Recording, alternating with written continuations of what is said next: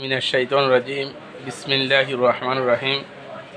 আসলে আমাদের পার্শ্ববর্তী গ্রামের আমার বন্ধু মানুষ মোহাম্মদ ন্যাশনাল মেম্বার, ওনার যে আর্তনাদ, যে মনের দুঃখ যন্ত্রণা, আসলে হঠাৎ আল্লাহ রাব্বুল আলামিন মানুষকে কোন সময় যে কোন বিপদে ফেলায় বলা যায় না।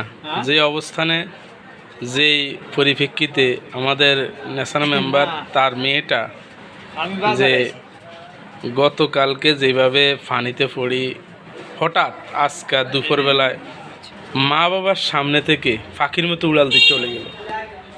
এমন আর্তনাদ, এমন চিৎকার, এমন কষ্ট, এমন দুঃখ কে সইতে পারবে যে তার মেয়েটা সুন্দরভাবে তার সাথে হাঁটা চলা ফিরায় কথাবার্তায় যেভাবে তার স্মৃতিগুলো শুধু কেবল মনে পড়ে। আজকে 2টা দিন ন্যাশনাল মেম্বার সারাক্ষণ শুধু কাঁদাকাটি করে তার মায়ের জন্য। তার ছোট মেয়েটা, এই মাটা চলে গেছে। এখন তার মুখ থেকে শুনেন কিভাবে মারা গেল, কি অবস্থা মারা গেল। 2টা মিনিট প্রিয় বন্ধুগণ আপনারা শুনুন, বলেন আপনি। বিসমিল্লাহির রহমানির রহিম। সম্মানিত ইকবাল ভাই এবং অন্যান্য যারা আমাদের লাইভ দেখছেন, আমাদের পরিচিত সবাইকে জানাচ্ছি আমার আন্তরিক অভিনন্দন। সবাই সালাম নেন। আসসালামু আলাইকুম ওয়া রাহমাতুল্লাহি ওয়া বারাকাতুহু। আসলে আমার মর্মান্তিক কষ্টের কথাটা আমার ইকবাল ভাই সহ অনেকে আমারে বলে যে আপনাদের একজন মেয়ে অল্প বয়সে কীভাবে দুর্ঘটনাতে মৃত্যু হইল। প্রাথমিক যেভাবে মারা গেছে ওইটা একটু বলেন। বিভিন্ন জনে বিভিন্ন ধরনের কথা বলে। আসলে আমরা যে কথাটা আমি যে কথাটা জানি, আমার 1995 নভেম্বরের 24 তারিখ শুক্রবার আমি বিয়ে করি। 1997 নভেম্বরের 10 তারিখে আল্লাহ রাব্বুল আলামিন আমাদের একটি মেয়ে দেন। 2000 নভেম্বরের 7 তারিখে আমার ছেলে দুনিয়াতে আসেন। তার 20টি বছর পরে একজন মেয়ে আল্লাহ রাব্বুল আলামিন আমাকে দান করেন 2020 সালে। এখন গত 4 দিন আগে 4 বছর 4 মাসের চলাকালীন অবস্থাতে আমার মেয়েটা আমার কাছ থেকে বিদায় নেন। কীভাবে নেন শুধু এই কথাটাই হয়তো বলবো। আমি যখন নাকি এই কথাটা বলার একটা উদ্দেশ্যের কথাটা বলবো, আমার মেয়ে সাঁতার কাটবে, পাশে পুষ্কনিতে নামবে, একটি টিউব দিয়ে দিলাম, টিউব দিয়ে সাঁতার কাটে আজ 1 মাস পর্যন্ত।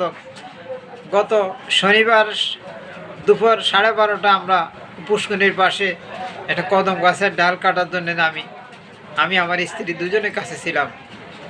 তখন আমার মেয়েটা যখন নামে, তখন মেয়েটাকে হাতে লেসু দিয়ে দেয় আমার স্ত্রী। পুষ্কনিতে একটা লেসু হাত থেকে পড়ে যায়। তখন মেয়েটা বললো, আব্বু আমার লেসু হাত থেকে পড়ে গেছে। আমি বললাম, লেসু নিয়ে কি লিগে নামছস, থাক পড়ছে যা। তখন আমারে বললো, আব্বু তুমি আমার আর মা কইবে না, কইল যাবা কইবে না, আর কইস তুই কইল যাবা। এরপরে আমি মেয়েটাকে আর কোনো কথা বলি নাই। কিছুক্ষণ পরে দূরে যায়, কইতে আইসা পড়। আমি আসতে চেষ্টা করি, আমারও তো বাতাসে দূরে নিয়ে যায়। তবে বাতাসের কিছু খারাপ আবহাওয়া যে আছে, তখন এই কথা বিশ্বাস হইলো। পরে আগে বিশ্বাস করি নাই তেমনিভাবে খারাপ বাতাস আছে। তারপরে আমার স্ত্রী তাকে নিয়ে এসে গাঁটলা দিয়ে উঠে দেয়। আমি পাশে যখন ডাল কাটি, পর্দার ভিতরে আমার মেয়েটা ছিল।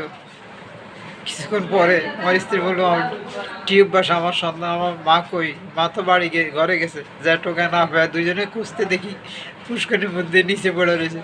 সে অবস্থা থেকে উঠে আমার মাকে যখন নেয়, এখন আমার ভিতরে শুধু বারবার কাজ করে।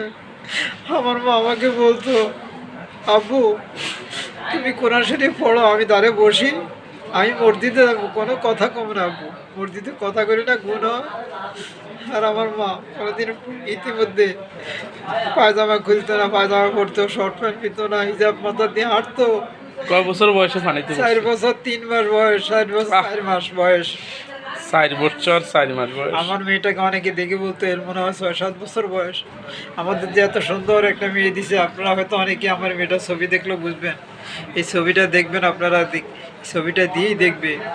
তবে আজ সর্বশেষ আমি যারা নাকি সন্তান ছোট 2-4 বছর বয়স 5 বছর বয়স সাঁতার শিখাবেন অনুরোধ করব কেউ মেয়ে সন্তানকে ছেলে সন্তানকে টিউব হাতে দিবেন না। টিউব হাতে দিলে নিশ্চিত না হাত থেকে ছুটে পড়তে পারে। আপনারা নিজে ধরে ধরে শিখাবেন, আপনার সন্তান মেয়েকে আপনি দেখতে পাবেন, তাকে হাত ছাড়বেন না।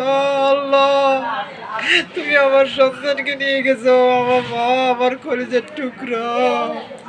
এখন আমি মায়ের নিয়ে আমার মাঝে মধ্যে রাস্তাঘাটে হাঁটি আর ইসলামী সঙ্গীত পরিবেশন করি। এখন আমার মার আমি কয়েকবারই ইসলামী সঙ্গীতটা পরিবেশন করছি, তো এখন আমার মার সেই ইসলামী সঙ্গীতটা আমি আবারও পরিবেশন করি। মা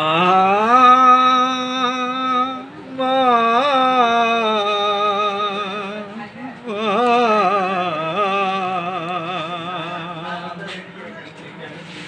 আজ কেন আমায় সোহাগ মাখা ডাক ডাকো না,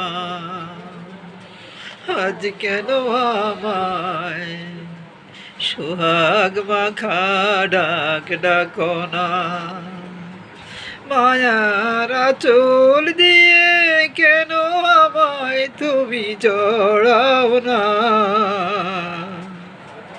আজ কেন আমায় সোহাগ মাখা ডাক ডাকো না। কোথায় হারিয়ে গেলে তুমি, সারাক্ষণ তোমায় খুঁজি আমি,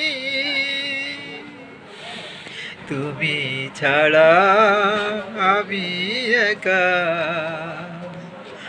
আর যে থাকতে পারি না, আজ কেন আমায় সোহাগ মাখা ডাক ডাকো না।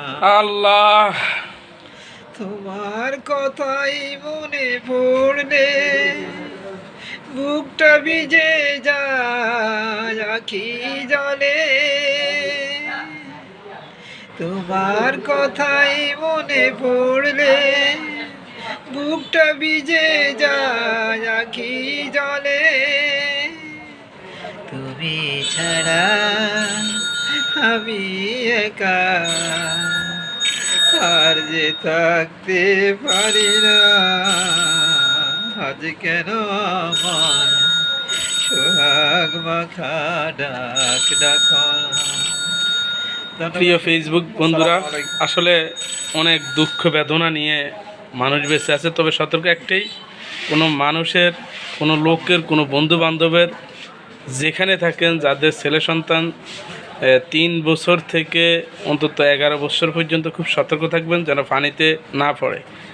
এই তো পানির খেলা চলনা করে হঠাৎ করে আমি শুনলাম, গেছিলাম আমি মাগরিব নামাজ পড়ে ওখানে জাকনি কেন্দ্রীয় মসজিদে, ওখানে মাগরিব ঘরে জানাজা হবে, পরে এশার নামাজের সময় দিছে, আর আমি যাইতে পারিনি, আমি চলে গেছি হাজীগঞ্জে। তো এখানে আপনারা অনেক সতর্ক থাকবেন, ছেলে সন্তান যাদের আছে তারা যেন পানির কাছে খুব সতর্ক রাখবেন। এই আমার কথা। আসসালামু আলাইকুম ওয়া রাহমাতুল্লাহি ওয়া বারাকাতুহু।